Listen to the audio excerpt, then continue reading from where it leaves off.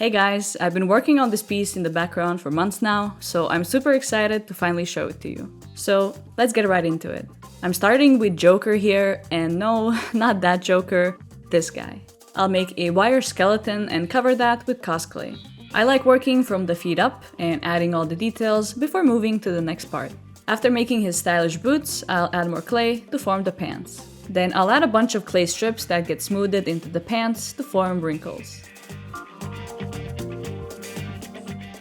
The pants get a few more details, and I'll start working on his head.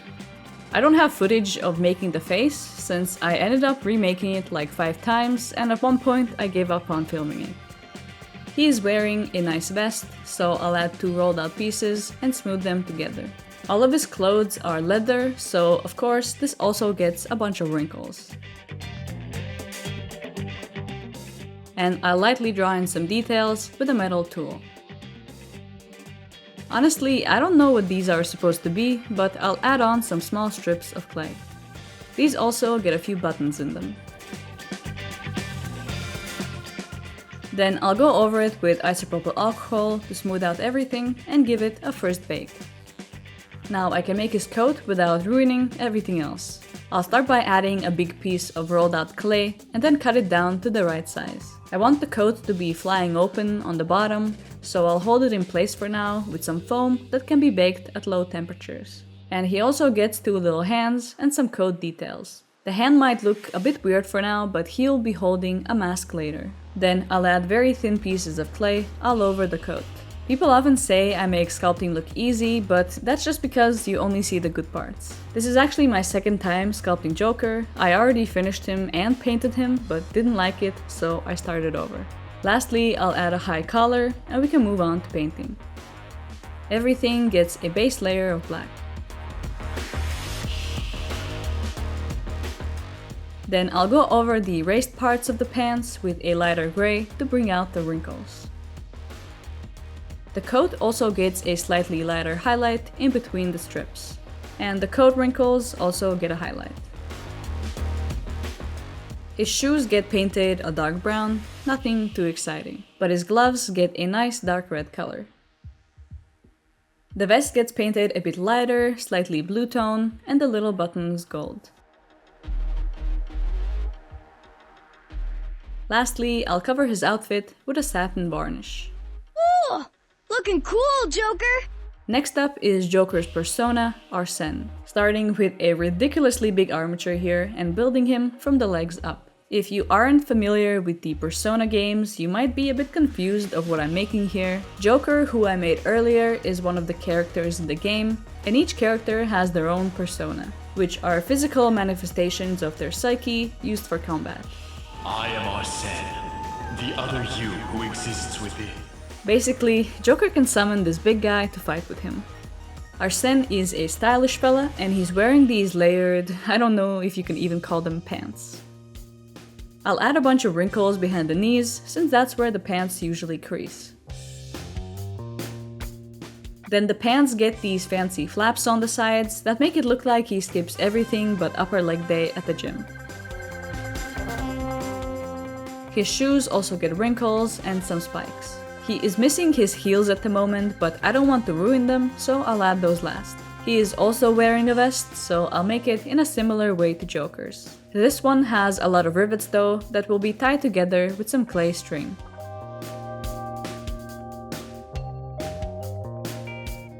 As I mentioned before, he is a stylish fella, so he's also wearing a scarf and of course a top hat.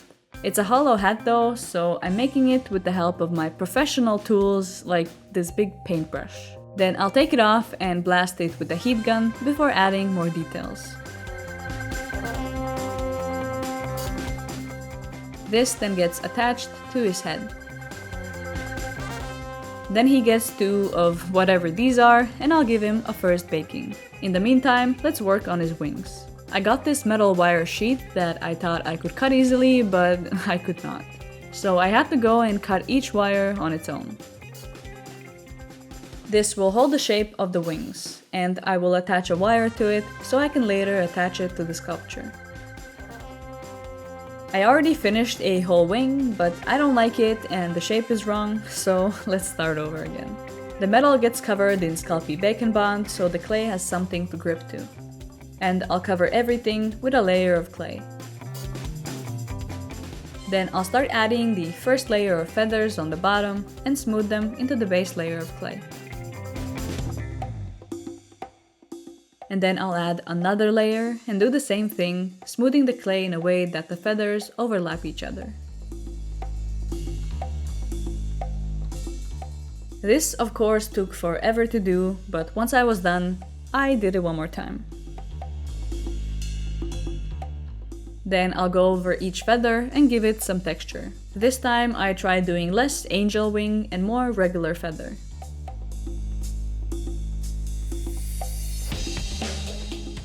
Once I was done, I baked it and then got to do it all over again on the other side. I'll spare you the pain and move on to adding a few more feathers on the side.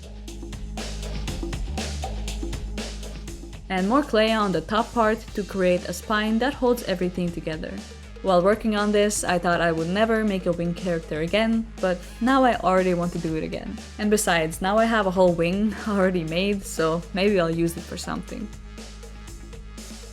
Of course he has 2 wings, so I'll make another one and then attach them to his back with epoxy glue.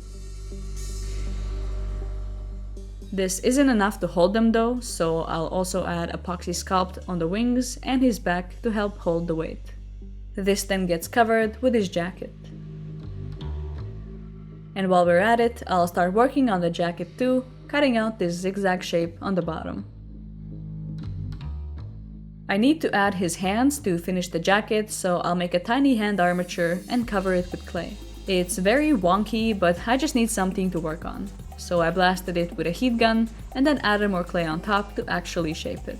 It's much easier to sculpt with a sturdy base. He gets a fingerless glove, obviously, because no gloves could help with nails like this. This then gets attached to the arm. I like to use some UV resin to secure the wires. This isn't strong enough to hold on its own, but works great until you add more clay and bake it. The gloves get smoothed into the rest of the jacket with some extra wrinkles. And I'll add more details that help separate the jacket from his hands. He also gets a very high collar and then another hand. I don't know why it was very urgent for me to make the collar first before the other hand. I guess I get a bit bored working on the same thing twice. And then the jacket gets a bunch of lines across the shoulders and collar.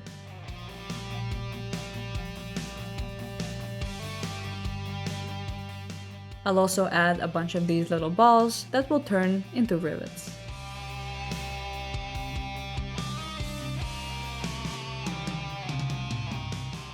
And lastly, a little strap on the back. I'll go over everything with isopropyl alcohol and then remember I wanted to add some more detail to his scarf and some chains. This detail won't be very noticeable but makes me happy knowing it's there, plus I just love working on details.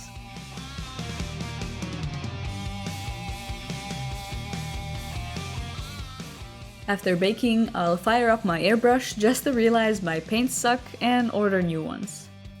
While I'm waiting for them, I'll paint the whole thing black by hand.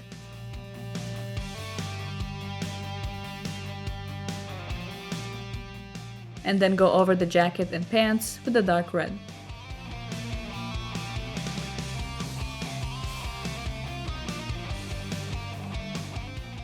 When my paints finally arrive, I'll airbrush on darker shadows and some highlights. But Arsene is so big that you can't really tell what I'm doing since he barely fits in the spray box. Then all the little rivets get painted gold.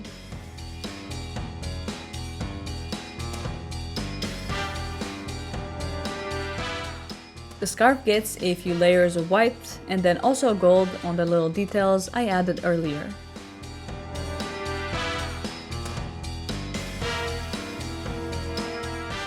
His face has a fiery effect, so I'll start by drawing it on with a dark red along with some other details. Then I'll go over them again with a brighter red in the center. I tried a few different designs for the red, but I ended up liking this one the best. And then I'll go over the center once more with the brighter orange.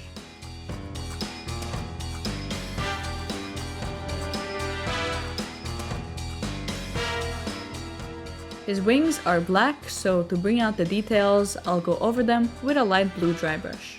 A gray one would just make the wings look gray. And I will be adding a blue light up base later, so this way it also looks like the light reflecting from the base.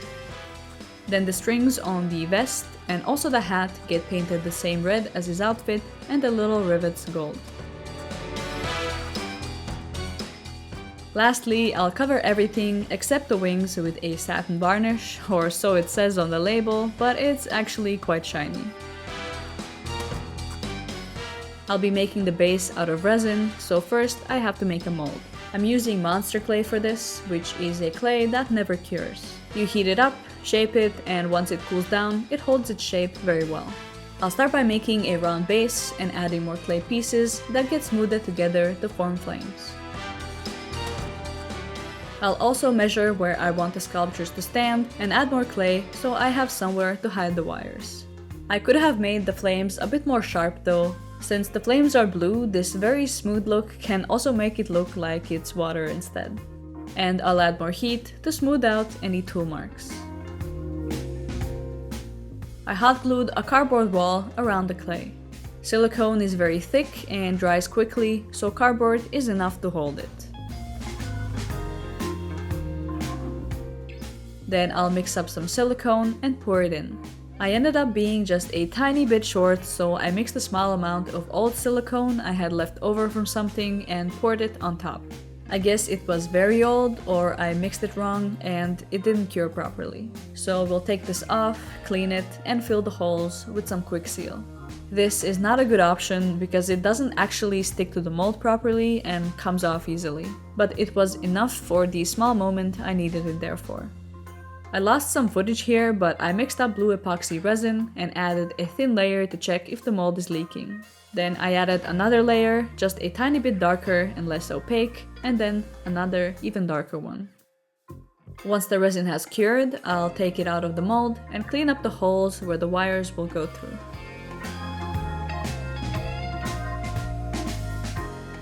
And also sand off any imperfections in the tips of the flames. Once everything looked nice, I sprayed the resin with a gloss varnish, and then glued the sculptures in place with epoxy glue. I want the base that holds the whole sculpture to be very sturdy, so I'll make it out of epoxy sculpt.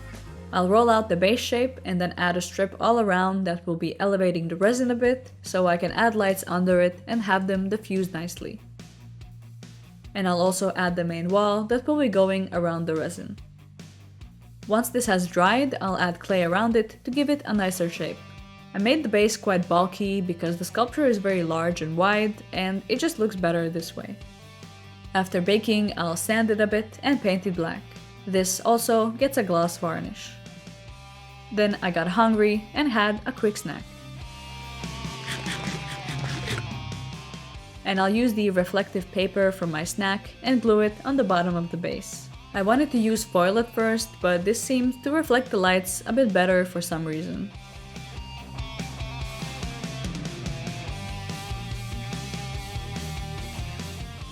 For the lights, I'm using a string of blue fairy lights that I will hot glue in place all around the base.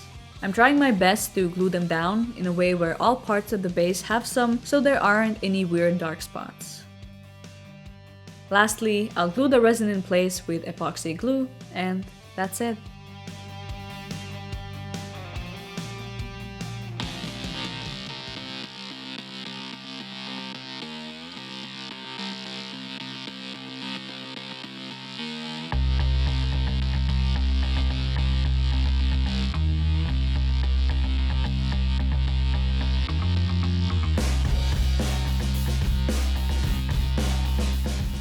Thank you to my awesome patrons who keep supporting me and followed me across this project. If you've been watching for a long time, you might have even noticed how long this video took based on the setup changes. So thank you for watching, and I'll see you next time. Bye!